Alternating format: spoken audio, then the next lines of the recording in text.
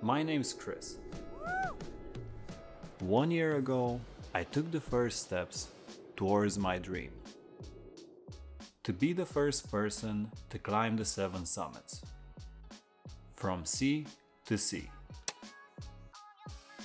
Behind the scenes, I've been working towards this project for almost a decade, and I've documented my journey along the way. Over the years, I've had the chance to use a wide range of gear, both for mountaineering and for content creation. In this video, I'll go over my favorite mountaineering equipment that over the years stood out. First, the mountaineering equipment, then the filming equipment. And at the end of the video, I'll also tell you my least favorite piece of equipment overall. Most of the routes that I do are considered classic mountaineering routes, as opposed to alpine climbing. So in this video, I'm going to focus on my favorite gear for classic mountaineering.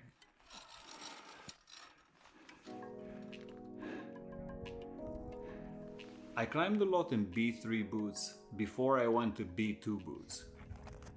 B3 boots are made to be stiff for good reason, but they're also very heavy and not really needed for classic mountaineering. My transition from B3 boots to B2s was an improvement in itself, in all fairness, both in weight and in comfort. The boots I currently use are Scarpa Rebel Lights. I'm not saying that La Sportiva or other brands don't have good boots, good B2 boots, but since I bought these, I never felt the need to change them. For a stiff boot, they're comfortable, light, and fairly flexible. I've been up to 5,600 meters with these on Orizaba, and they did the job. And I hiked in them in mixed terrain from snow and ice to moraine and rock for up to 16 hours once, and they were absolutely fantastic. They stand out to me because the moment that I'm gonna wear them off, I won't buy a different model. I'm either gonna change the sole or buy the same pair. What's up? A few years ago, I made the switch from goggles to mountaineering sunglasses. Goggles are super helpful if you're facing very high winds or blizzard-like conditions. But I also find that they restrict like a few centimeters of visibility when you try to look up and down. For most of the alpine activities that I ever did, mountaineering sunglasses were more than enough. These are easy peasy category 4 sunglasses. Initially both Viv and I wore the brand Valon, but we found that these are pretty much the same thing and they're like 30 euros cheaper. I love them because they hook behind the ear and don't fall. They block the light on the sides and from the top without impeding visibility too much, and they are super light. So you could have another pair of these in case of an emergency and you won't feel any weight difference.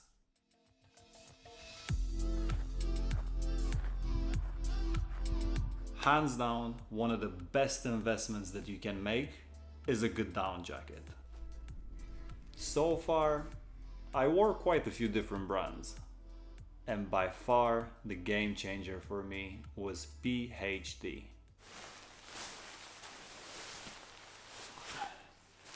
I have to say from now that PhD is my project sponsor.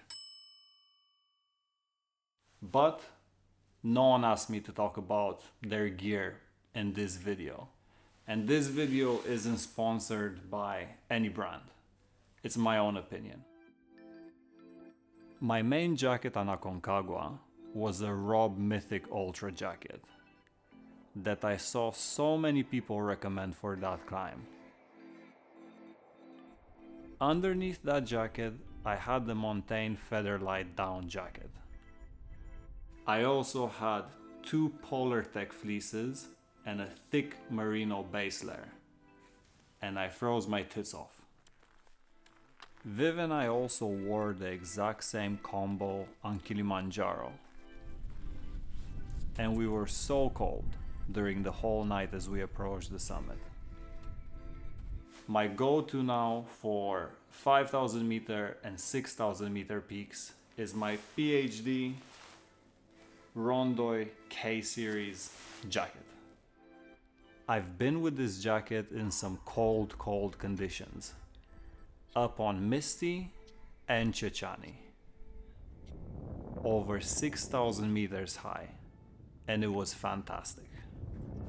6,057 meters.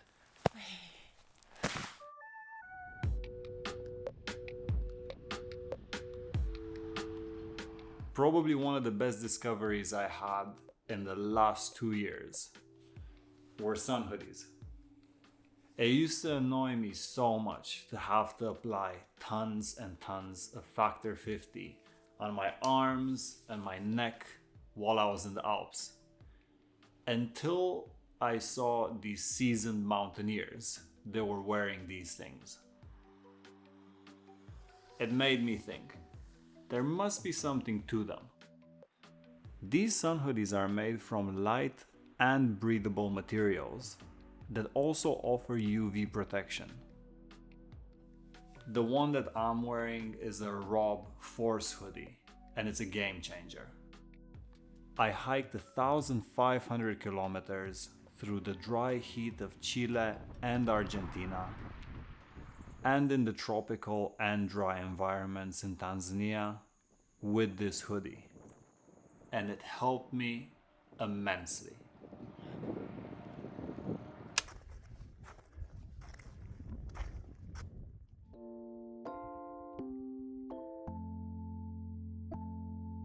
I have to mention my crampons because of the brand, but also out of principle.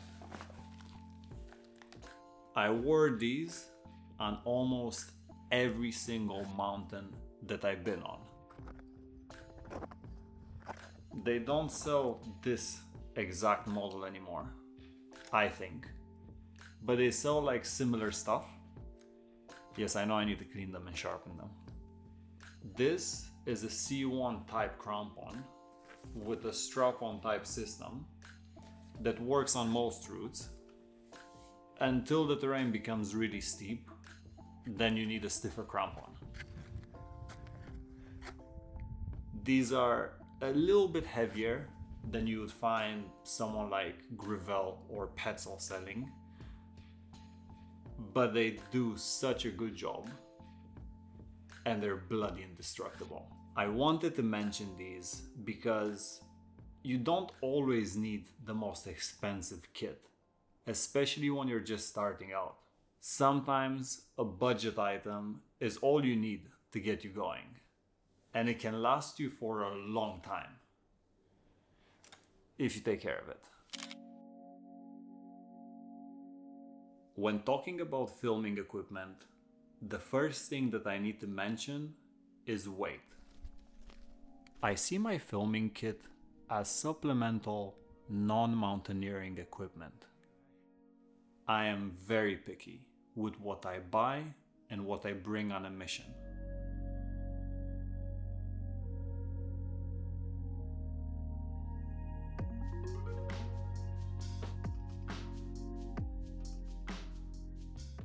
This is my drone, a DJI Mini 3 Pro. This was probably a pretty easy purchasing decision. For such a modest little camera, the quality that you can get with it is pretty amazing. Some of the best shots that I ever took were done with this drone. I don't know if you know, but you need a license to pilot drones in certain countries. However, if it's under 250 grams, which this one is, then you don't need a license and you don't need to register it. And the fact that it's under 250 grams is amazing, especially when you care about every single gram that you have to carry. The only downside is that because it's very light, it doesn't do very well in high winds. However, I still managed in wind gusts up to 50 kilometers an hour.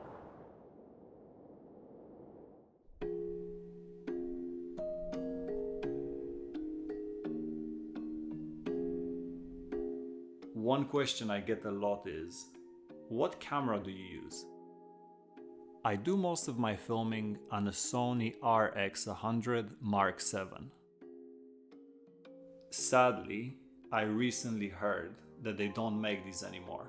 This Sony camera weighs 300 grams and it's super powerful for its size.